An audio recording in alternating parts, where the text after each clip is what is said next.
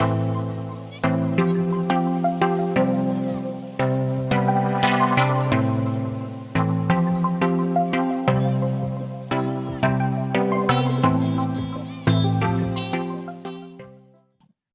name is Zane, and I work for a company Verhart, and we are running Copernicus incubation program for the period of starting from last year until end of 2020. I will give you a brief introduction of the program, what it offers, and how has it been going the last year, and provide some tips how you can prepare your application and to increase your chances to get the fund. So just a reminder for those who hear about it the first time or who have only the basic insight on what it is all about. It's a program that started January this year. We're up and running and open for applications to support startups that use Copernicus data and services in the core of their business proposition and are interested to use the funds in developing their first product or service and scale their first service in international markets. So it's in fact a meaningful investment we want to do on behalf of the European Commission in the startups that want to develop further market that is based on Copernicus data and services. What does it mean for you? It's 50K per startup, and we grant those vouchers every year to 20 startups, and 3 consecutive years the program is going to run, and it's continuously open for applications. And obviously the ambition is to support all the new startups, the teams of entrepreneurs that are starting up and trying to develop and launch their first products and services. And there are a few basic preconditions. It's quite straightforward. Your core proposition should be based on Copernicus data or services. It has to be a commercially attractive and promising proposition with high ambitions for global market, for international market with high growth targets. It has to be a strong startup. And when we talk about strong startup, it's obviously something that has a strong team behind, a balanced team with technical profiles, business profiles. It has a strong proposition. It solves a real customer problem to customers that are willing to pay for that solution. And you have a very robust business model. You're clear how are you going to sell it and how much are you going to charge for it, because it is evaluated as an investment opportunity. Another precondition that is specific to this program, you're required to apply in a partnership with a business incubator, which means that you need to have a preliminary agreement with a business incubator that is ready to support you throughout your incubation journey and provide some support services, coach you, mentor you to be able to achieve your targets. Even though the grant goes to the startup, we require the commitment from the business incubator, but the money goes to startup. In fact, at the moment of the application, you don't need a signed agreement. You need a preliminary agreement that they take the commitment to incubate you in case you are awarded with a grant within our program. It's a certain kind of support letter that is required as annex to your application to our program. We have put an effort to design quite a simple and a straightforward grant scheme, so it fits the needs and the kind of the style of working of startups, and it's quite rapid from the moment of application to the grant and signing the contract. So what do I mean by that? So there is a chance to get 50K, and it's 85% of the project that we fund. The 15% as a co-funding has to come from somewhere else. And it's quite flexible. Your co-funding can come from any source. It can come out of your own pocket. It can be your family. It can be your business angel. It can be your business incubator. It can be another program. It is up to you where do you get your co-funding, but minimum 15% has to come from somewhere else. Another rule that we have is that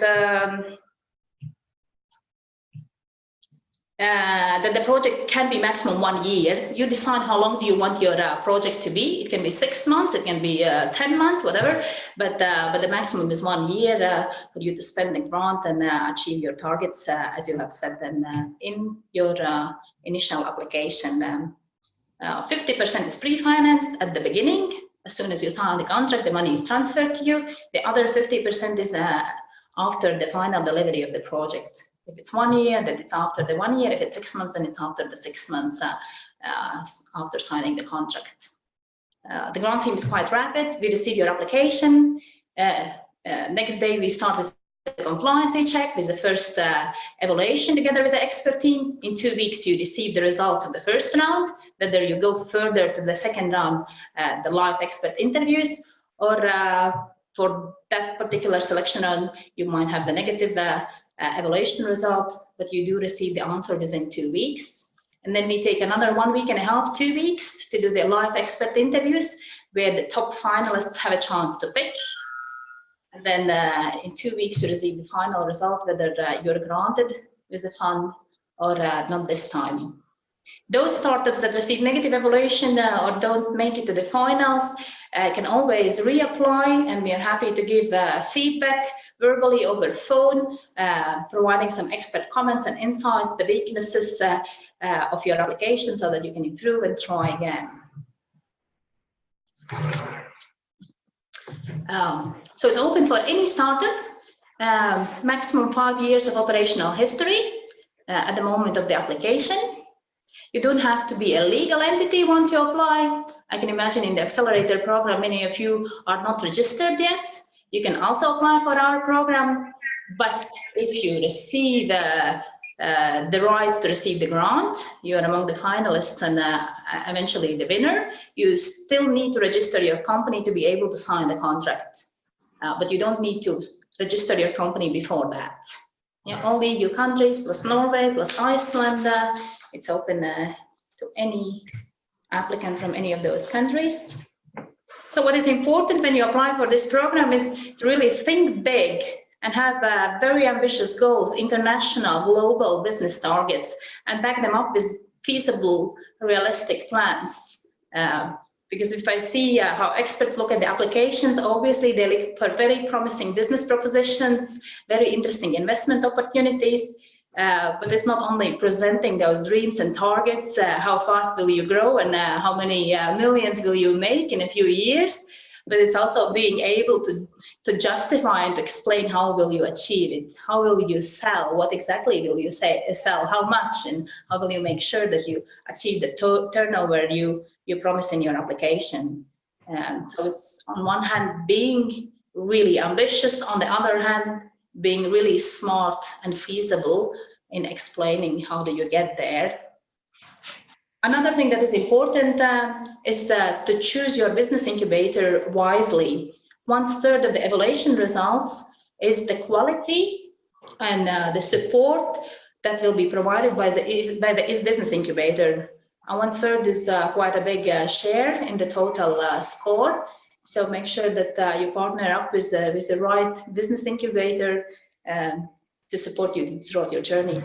Because there must be a fit between your needs and your profile and the business incubator, and also the quality of the business incubator as such. We have managed to do 2 rounds this year, and the first deadline was in March. And we had more than 50 applications from 18 different countries, from all kinds of different industries. The diversity was really big. The same in the summer. There was another deadline in August. It was a summer deadline, so we had less applications, a little bit over 30. Again, the diversity was enormous.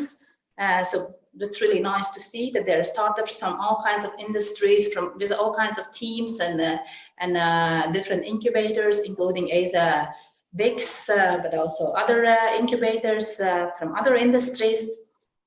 What is important to mention that we like the diversity, and we are happy and proud to show that there is a big diversity in the applicant pool.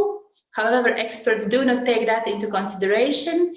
They focus on selecting and recognizing the most attractive investment opportunities. So it doesn't really matter whether you are from one industry or the other. It's about the attractiveness of your business proposition. Some other learnings I would like to share with you from the previous ones, where I would suggest to put some extra attention when you design your application. We do ask everyone to submit a business pitch, and it can be either a PowerPoint presentation or a video pitch, maximum 5 minutes. What sometimes startups forget is that it's not a pitch that you have a chance to present yourself. You don't get the chance to tell the story in the first phase of the evaluation. So it has to be self-explaining, and it has to have the necessary detail to communicate what are you going to do and how are you going to do. So you can see it as some kind of a written pitch in a very concise and attractive way, presenting enough of details, but not too much. The other thing that I would like to mention is about share your evidence. We can describe a lot of things, but if there is no proof, then experts question the credibility of that information. If it's about the market need, if you have talked to any potential customers or stakeholders, show that evidence that there is a real market need, a real problem. How big is that problem? Who is going to pay? Are they willing to pay? How much? So any evidence from any talks or any investigation you've done is supporting your business proposition and its credibility in the eyes of our experts that take the hat of investors. Another trap or weakness that sometimes startup teams have is that the team is not balanced. When you start up a company, the investor team, in our case, it's the expert team, they look at the balanced composition of the team, that it's not only technical profiles, it's also business profiles. Because they want to see, especially in the live interviews during the final round, who is going to sell and how are you going to sell. And sometimes it's the business people who are in the startup, and then the question is who has experience to work with Copernicus data, and if not, how are you going to access it. So that all the relevant expertise domains need to be present in the team to convince the expert team that you can pull it off and you can achieve the targets that you present in your application. Talk about solutions, not so much about technologies.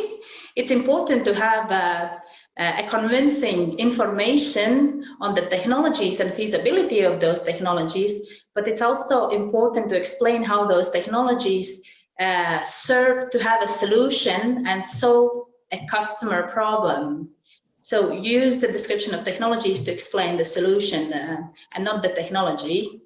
And don't forget to explain how is it different from alternative solutions, not only other database related solutions, but also alternative solutions on how customers solve their problems.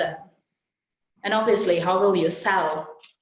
It's important to have a solution, but you need a sales model, a business model. How is it going to generate money? Which is obviously very critical to defend your case. Here you see an overview of the winners from the last 2 rounds. You might recognize some of those logos, some of those names, because a part of them come from the Copernicus Accelerator program and Copernicus Masters. But the program, in fact, is open to any startup, from any business incubator, from any other hub or any place they come from. So, in fact, it's not exclusive only for the Copernicus programs. And the next deadline is actually within 1 week, next Friday. And the application process is not that difficult. So if you haven't started yet, you still can manage to apply before next Friday. You need to register on our website to create an account. And then you need to upload a pitch and some compliance checklist. We do not ask for any copies or any official documents. We ask for the word of honor on certain things that relate to the history of your company, like that you are not older than 5 years and that you operate in European Union and some other things. But it shouldn't be too difficult to apply even if you haven't started yet. As long as you do have some preliminary agreement or support from a business incubator that could incubate you, because you need a support letter as an annex to your application.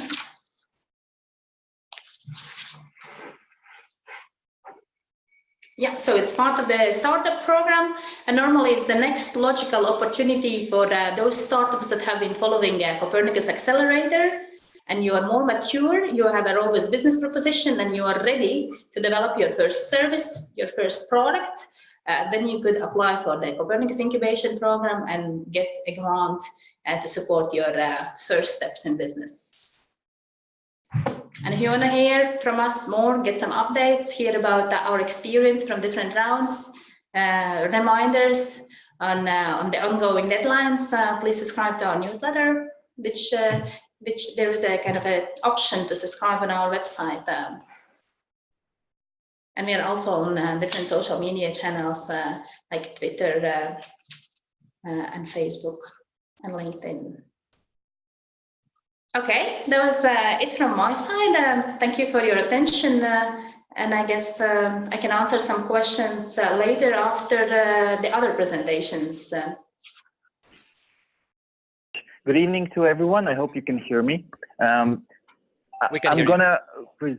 Yeah, perfect. I'm going to present the European Innovation Council and especially the SME Instrument.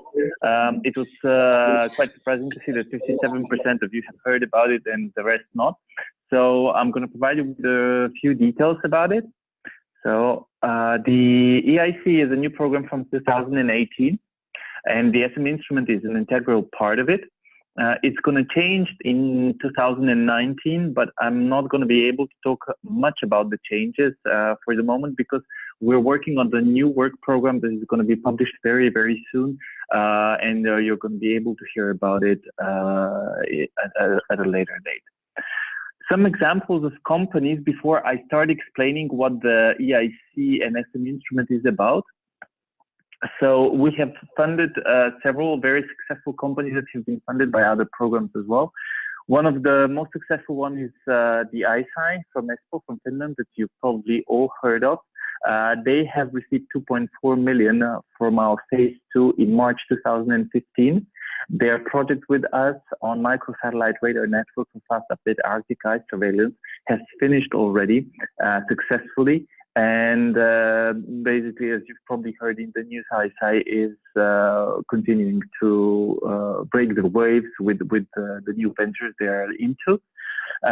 What was important for us that during the project itself, they secured $1.2 million in funding from European Seraphim Capital in September 2017, which is one of our aims as well. The second company that I'm going to be talking about and the project is the company Synergize that you're probably all aware of. They're behind the Copernicus actually, and they applied in October 2016 for the Project Earth Observation Value Adding Service Design and Publishing Service. They basically, their infrastructure takes care of all the complexity of handling imagery archive. They're located in Ljubljana in Slovenia, and they've secured 2 million euros. The third and the last project and the company that I'm going to present is the company D-Orbit from Milan, from Italy. They've also finished the project already. They secured 2 million in phase 2 in September in 2015. And they launched the first satellite with a fully functional independent decommissioning system. And this project was about a smart propulsive device for controlled satellite decommissioning and re-entry.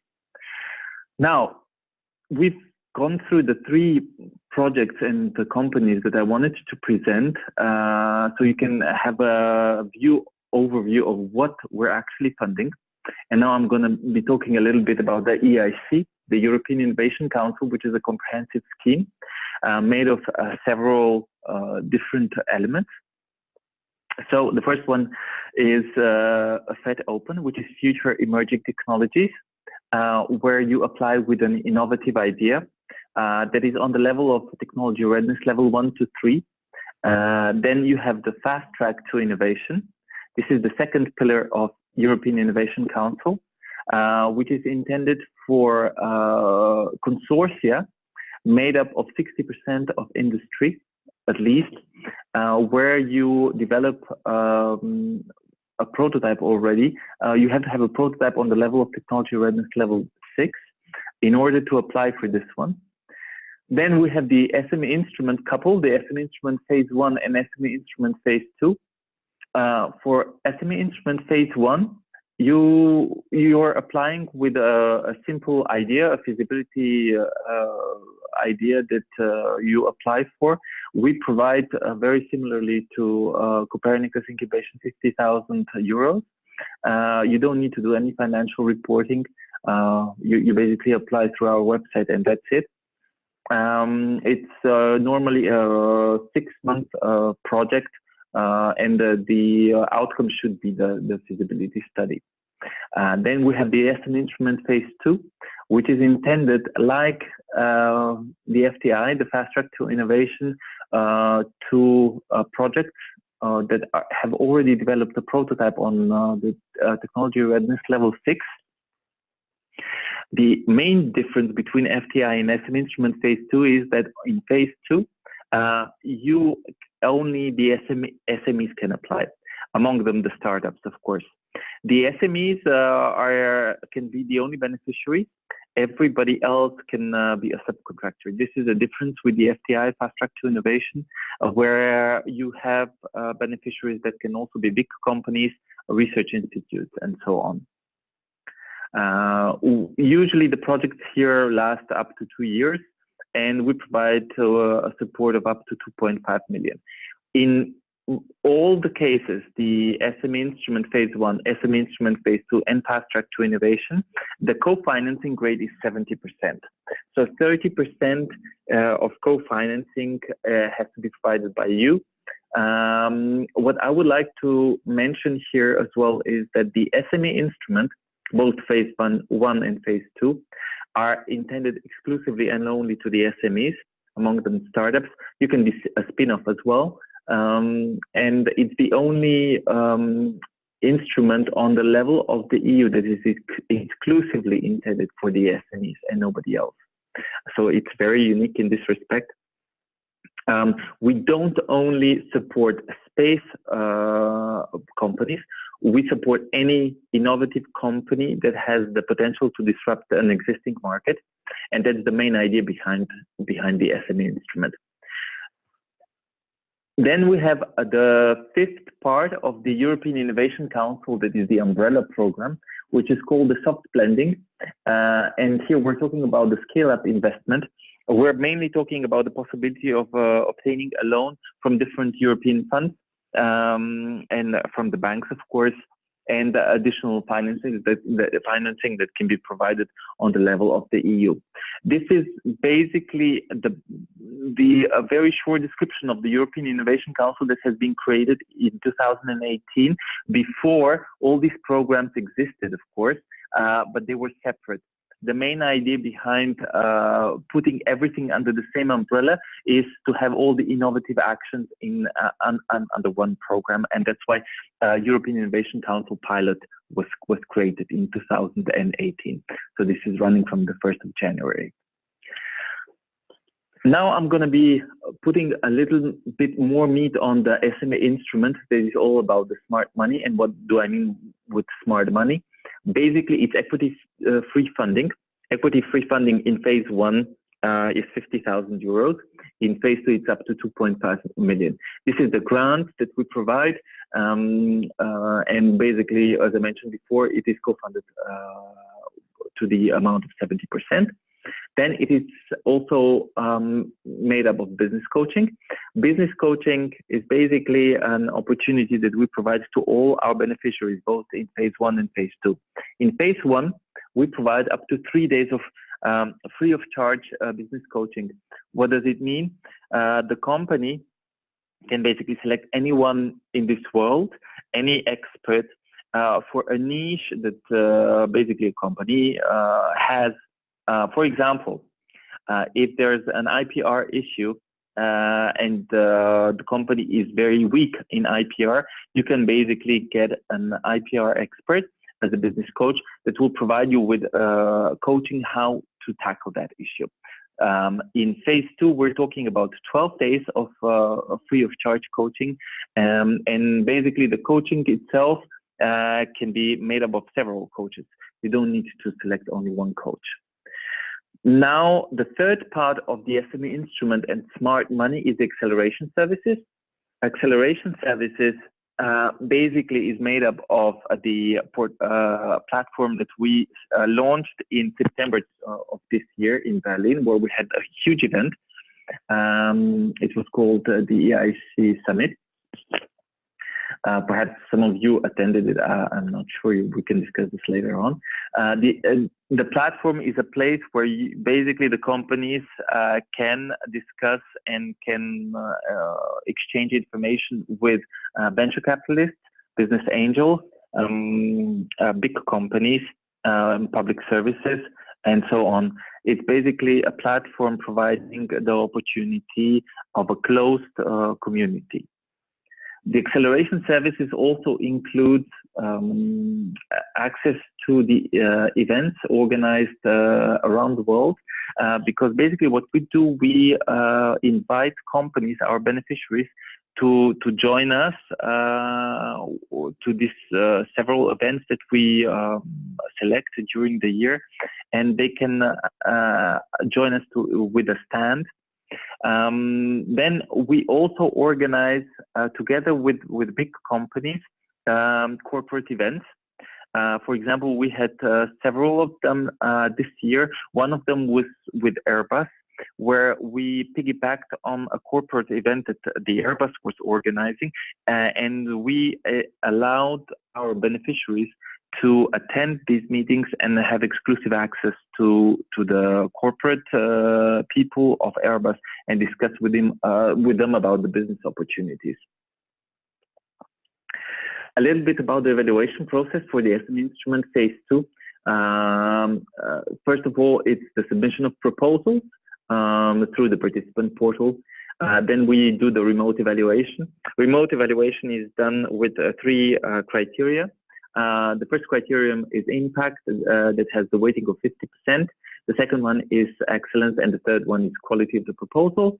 This means that you have to describe in your application your project regarding this criteria. The proposal is evaluated by at least 4 independent experts remotely. Once the exercise of remote evaluation is done, we rank the proposals.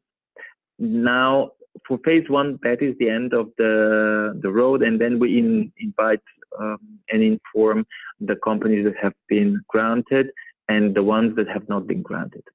For phase 2, the path continues actually. After the ranking of the proposals, we take twice the number of proposals that we would be able to fund and invite them to Brussels to pitch in front of a jury, which is called the interview. And then with the successful ones, of course, we sign a grant agreement. How the interviews look like and how they are organized: we have a jury interview. We have 6 juries composed of at least 5 experts. And then a panel review. The jury interview has first 10 minutes for jury briefing before the company enters with the pitch. Then we have the interview of applicants, which is made up of 10 minutes of pitching and 20 minutes of questions and answer session from the jury. After 30 minutes sharp, the applicants are escorted out of the room and the jury is debriefed within 20 minutes. So basically, in the end, the decision is whether we fund or not. And the ones that are funded are invited to sign the agreement. The Juries Distribution, we have several ones. You can see that space is one of them. It's the one with nanotech manufacturing, engineering, construction, and transport, together with security. The majority of our projects are in ICT. We also have a lot of space projects that actually apply through the ICT component and are funded through the ICT part of the funding, but the rest is funded under space. We don't have any topics anymore. We used to have them at the beginning of the SME Instrument, but under the EIC, it's a completely bottom-up. So basically anybody can apply as long as the idea is innovative and has the possibility to disrupt an existing market. About the jury composition, we have 88 members from 26 countries. The majority of them come from the entrepreneurial world. We have a lot of VCs, corporates, entrepreneurs, and business angels, as you can see. And the most important thing, more than 3/4 of these jury members are women.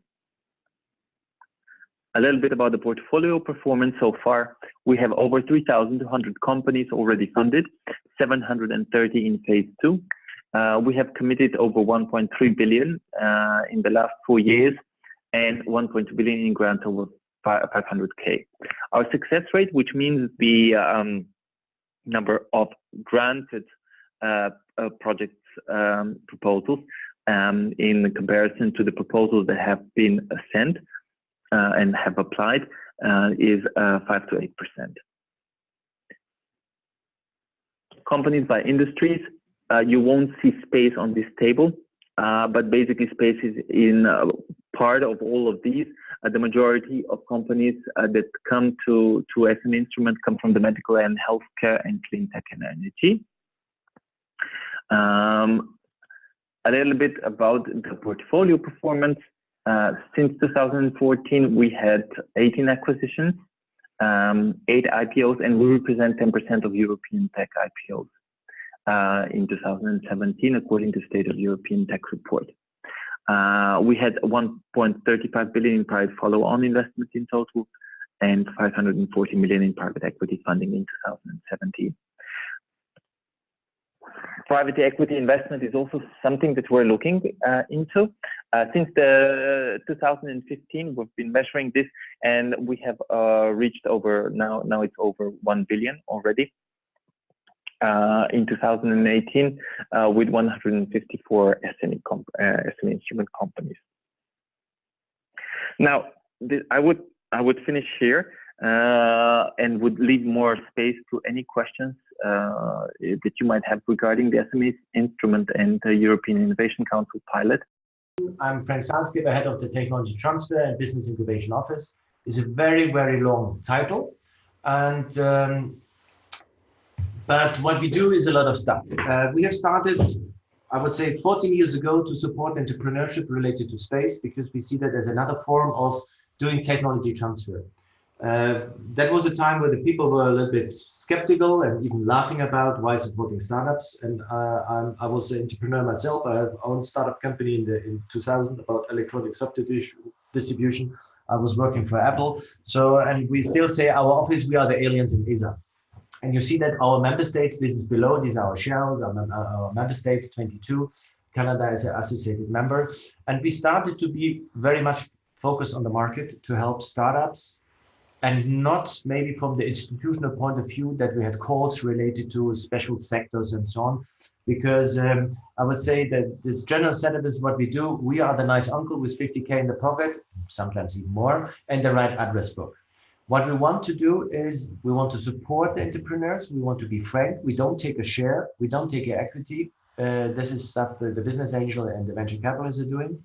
What we want to in return is good stories, how space can be used or space-related products can be used, and to show that to our member states. And therefore, I would say we also the recycling office of ESA and the recycling the innovation. We're following a very common project or a process, which is the innovation funnel. And we try to cover it, I would say, at nearly all exit stages. We started with competitions, which again, we outsourced because ESA is good in building rockets, satellites and technology, but we're not very good in certain areas. So we started 14 years ago with idea competitions. Maybe you heard about this. One is the satellite navigation competition, or Galileo Master. We started the Copernicus Master, is one of our partners doing that. Some people heard about Act in Space, Innovation Master, Act Camps, and so on. And all this is stuff which we also did with our colleagues in the commission and say, well, how we get more ideas, what we can do with space-related technology. The next phase is where today I would say a lot of business plan competitions are taking over, but sometimes we also chip money into that and push for that, how to make out of an idea a business plan. This is the yellow part, I would say. Coming to the red part, which is really making out of an idea a company, and we call it ESA Business Incubation, where we have come to the second 20 incubation centers in nearly 50 locations in Europe. Last week, we got the green light to do that also remotely outside of Europe. So the first center will be most likely in Singapore. And this runs so well that even the Israeli government has asked us to help them with entrepreneurship related to space. So this we do in January. So, and helping the startups, you have to apply, you have to pitch. We're looking like an investor, team, business case, business model, and then we look to the technology. I would say nearly none of our startup companies have a technology program. And because they're coming from DTH Zurich, they're coming from Honorar, they come from DLR, they come from Fraunhofer. The system is adapted by CERN. We do the incubation for Airbus in Germany. CNES is building on it, DLR is building on it. And what you get is a contract from ESA. So we don't give grants, we give a procurement contract. Yeah, and so this is also helping to start to work with ESA. I know the contract is pretty long, but after the day you present, at the same day you will hear if you can sign the contract with us or not. And also the way how we support the 2 years is really about that we say, we want to support you on your journey. That means the incubation is for 24 months. However, what we always say is you'll be part of the family. I don't say that it's the same business model of the mafia, that's wrong, of course, but you stay in this eco environment. And we have even companies which are out of incubation over 6 years, and we still help them and support them. So in that phase, you get 50K. In some member states, you get even up to 500,000, but this is already equity related. And after this phase, then normally the phase comes for acceleration. We leave that either to the market, or we have another tool called ESA Business, a business application. I'll come to that in a second.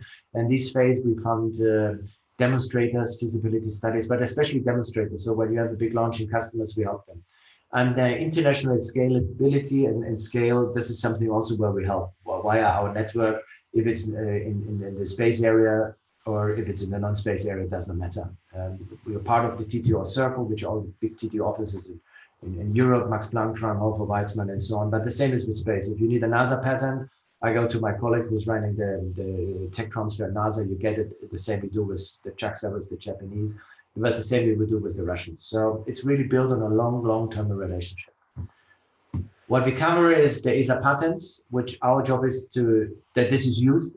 We are not Qualcomm or Broadcom making money out of it. We have 15, 16 brokers now, which goes in speaking with the industry and look, and Farhad is one of our broker, even the prime broker, and see what are the needs in the market. And at this context also, we use to help our startups. And the startups not only getting money, they get the technology support, they get access to our network of partners. And the best example, like yesterday, if you need a chip, you go to outside of the wafer. This goes by the IMEC and Fraunhofer connection. If you need a synchrotron, you go to SDAC. And if you need a wind tunnel, either we have a company who did as a virtual sync, or you go to one of the startup having one, or you go to DLR. So, but it's also the connection what we have with the existing industry. If you want to speak with Shell, BP, Statoil, Saudi Aramco, Petronas, or Exxon, if we stay with the oil and gas, or with Schlumberger, we work with them. So we take you as on the piggyback and help you to open doors. We started the prices. I mentioned that already. This is what we do also together with other areas. We have the incubation, and also we're looking also to venture capital. So we started to speak with the venture capital community 15 years or 12 years ago already that they should invest in space. Trust me, that was in the beginning pretty tough. Nowadays, I think the market runs. We're still partnering with the European Business Angel Network. They help to create this subgroup of space from EBM, IBAN. And beyond, we have a lot of networks. which we are supporting. So over the last 13, 14 years, we built the ecosystem of space entrepreneurship, and everybody who comes and helps, like the Copernicus Accelerator, incubator, the colleagues from the commission, is all great. Our job is always to de-risk and to increase the likelihood of the success, and that you get a little bit of idea what the network of one incubation center is. I take a new one, pretty new one, it's 2 years old. This is the network of the incubation center in Switzerland, where the ETH Zurich has to apply, and this is only one center. So our idea is really to how we can help the companies grow. We are pretty frank with our advice. Sometimes we are tough because you save not time by being not being frank. So we try to do the best advice that we can, and sometimes we also have cases where we say, stop losing the money of your grandma, put your project into a fridge and get a job. On the other side, we are very patient, and when it's the right team and which listen to our advice, especially that we have people really which coming from industry. So I know myself what it means to lay off 100 people when my company moved from 350 to 250 people. So therefore, we want to be very, very market oriented. This is the coverage that we have at the moment in Europe. As I said, we go abroad. India is interested in South America, Saudi Arabia, Australia, New Zealand, and then. So this is something where we want to give the launch pad to working with other startup companies, because that's the biggest problem what we have in Europe is the round, it's not the seed round, it's not the round A, it's the round B, when you need 50 million or 100 million. And to help you in that route, this is the organization which will be merged. It's the business application. And in the business application, we support when you're already an existing company and looking more to the product and to the service. There we go to feasibility studies, kickstart activities, but also large demonstrators, which are funded up to 50%. So these are the bigger projects. I give you one example, which started as 4 crazy engineers. Maybe you heard about that. That's Lilium Aviation, and the slide is already old. It's not 140 companies. So this year we will support 160, 170. And the only problem what we have is the survival rate. It's over 80%. I think it's too high. We should take more risk. And Lilium was a great case because there were 4 young students coming to us and they said, okay, we want to build a vertical electrical plane, a 5-seater, the transportation of the future. And they want to do competition to Airbus and Boeing. And of course, the discussion was always starting, okay, should we invest? It should be help. And then we said, always jointly, so if we do not help them, who else does? Lilium raised last year 90 million. They're hiring people now away from OHB. So they are one of really the prime companies in that market. And I would say we help them, of course, with technology. We help them with other stuff, but we also help them to place them in a session where there was the future of mobility in the BMW world with BMW. So Dirk, the CEO from Hyperloop, was speaking, ASA was speaking, BMW was speaking, but also Lilium was speaking. We helped with a marketing campaign in August, 1.3 million clicks, went viral. In September, it was the first round A. So these are also the things where we as an organization help. So the Irish have a very nice saying. They say on the shoulders of the giants, you look further. And we want to be the giants. And the only thing what we want to have is when we do a good service, remember us, give us the good stories which we can publish and distribute to the people, especially to the politicians, and have the right funding. And what other concepts we have, the EIT thinks about having a space gate. It's all great. We all welcome these initiatives because we're a very small office. We have a great network. We have great partners, but I think we have to move quicker, better, and we have great companies in Europe, and we only have to help them to grow. So this is the only thing what you have to remember is these 2 web addresses. Make a screenshot now, please. I'll give you 5 seconds. One is the business application, and the other is the space solution. And I have seen in the beginning that some of the companies are aware of what we do. And I know that we are a little bit unique. The money we give to hardware. I'm not a big fan of vouchers, so you spend it direct in that things. And also, as I said, we help you and support you even after you're out of our program. You become part of the family, and that really helps also to make the business. A lot of business is done between the companies, each other. So we have supported around 700 companies now, or in support. And along this is a great base of cooperation and working together. And last but not least, stay curious like our kids. That reminds me always, 2 boys, 11 and a half, and they see the future, or they see the present totally different.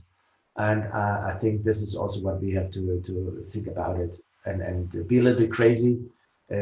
Don't be afraid to make competition to the big guys, to Airbus, to Boeing. When they see and look in your eyes, they have fears because you have no respect and little fear, and that's great.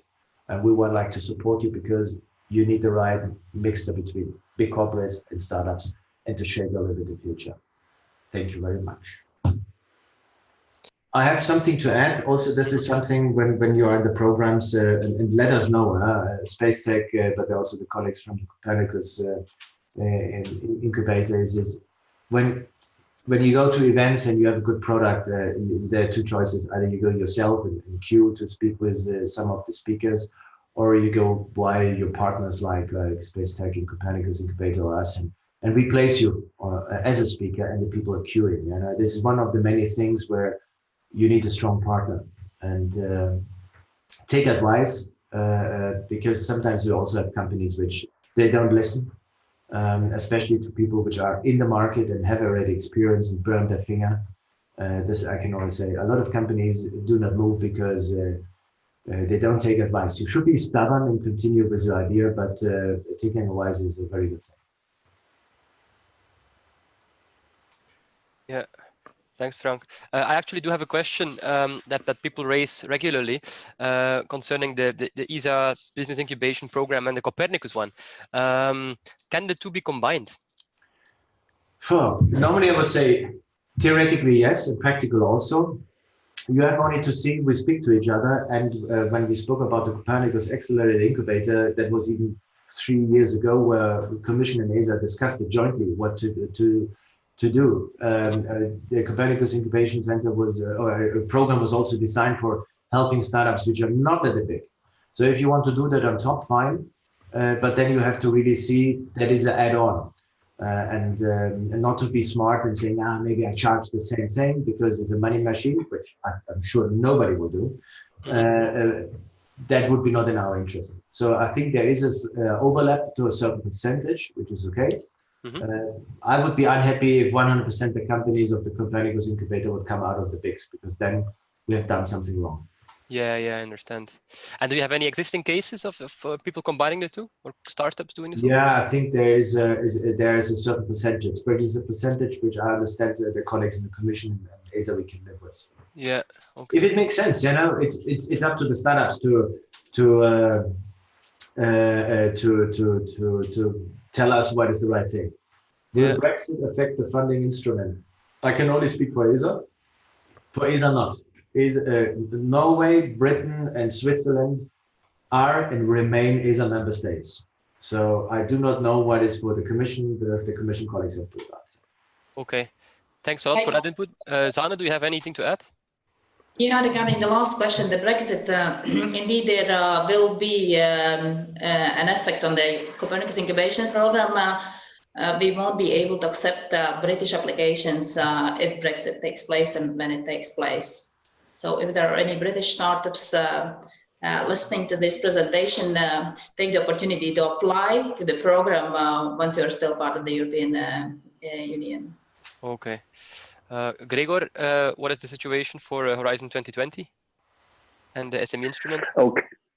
I'm going to first answer the first question, which is, are there any such funding programs available for non-EU countries? EIC Pilot, the SME Instrument within Horizon 2020, is actually a funding program for the EU member states and all the associated countries. So this includes Israel, Tunisia, Georgia, Turkey, and so on. So basically, you can see the whole list in the participant portal. So if you're interested in a particular country, just let me know so I can give you an answer immediately.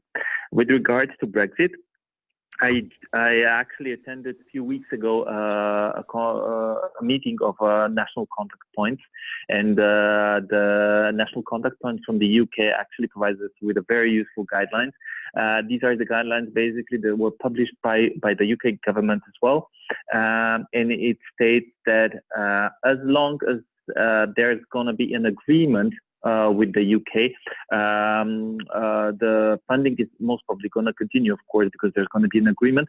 But in case of a hard Brexit, when there's not going to be any agreement, then for SME Instrument specifically, not for any other program. I'm just talking about the SME Instrument specifically, and this is also valid for Marie Curie and for Erasmus. No funding is going to be available. So basically, what this is going to mean is that if we have any UK participants in our portfolio, we're going to have to terminate the contracts. We hope that this is not going to happen, of course, but this is also the official information that we received from the National Contact Point in the UK. Okay, thanks a lot, Gregor. Now, as regards to the question, the same question which you answered concerning non-EU countries, Zane and Frank, for the business applications and the Copernicus Incubation Center, do you accept applications for non-Copernicus participating countries or non-ESA member states? For us, it's when you are going to the ESA business incubation, because it's money from the ESA member states. They have to have a registration in the location. That means if they go to Switzerland, they have to register in Switzerland. That comes along with the right working permit. The same is for the other countries. Working permit for startups, there is a chance in Europe, and it depends on the country, it's even quite supportive. There's a reason why we're also working now with the member states outside of the ESA member states, or not as of the states outside of the member states. So we're working on the Balkan, we're working with member states, not member states, states which are keen to copy our policy. If it's Africa, if it's a Arabic country, it's the wider Middle East, it's Asia. So this is what will be coming in the next years. Very easy, because they trust us. Because our job is not to moving people to the Silicon Valley and moving bright heads. But we want to build stuff on cooperation, growth, and export and import. Okay, thanks a lot for that comprehensive answer, which is very interesting to hear. Zane, how about the Copernicus Incubation Program? It's quite straightforward as well. The startups have to be legally registered in one of the European Union countries, or Iceland or Norway, if they want to apply for our program. Okay, fantastic. And then I saw that there was a last question, and after this we'll have to close the webinar, unfortunately. This question concerns the specific criteria for the evaluation of the incubation program. And the question added, is this a 30% of the evaluation? So I think the question asks, does the hosting entity or the partner incubator count for 30% of the evaluation for the application? Yes, that's correct. It's 1/3 of the total score of the application evaluation is the quality of the business incubator. And there are 3 sub-questions that are looked at during the evaluation process. One of the questions we look at is the scope of support services and activities that the incubator can provide to the startup. Another one is a track record of success. We want to see whether the incubator has succeeded previously to support startups to help them to get bigger and to grow. And the last one is the fit between the startup and its needs and the business incubator. Obviously, there is a specific question or needs, or why startup needs support from the business incubator, and how well that business incubator can support the startup. Yeah. Those are the 3 basic questions that they look at. Okay, fantastic. Thanks a lot for your input. Hereby, I would like again to thank all our speakers, so Zane, Gregor, and Frank, for your explanations. I think these were 3 very interesting presentations that provide a wealth of opportunities for all our startups in the Accelerator program.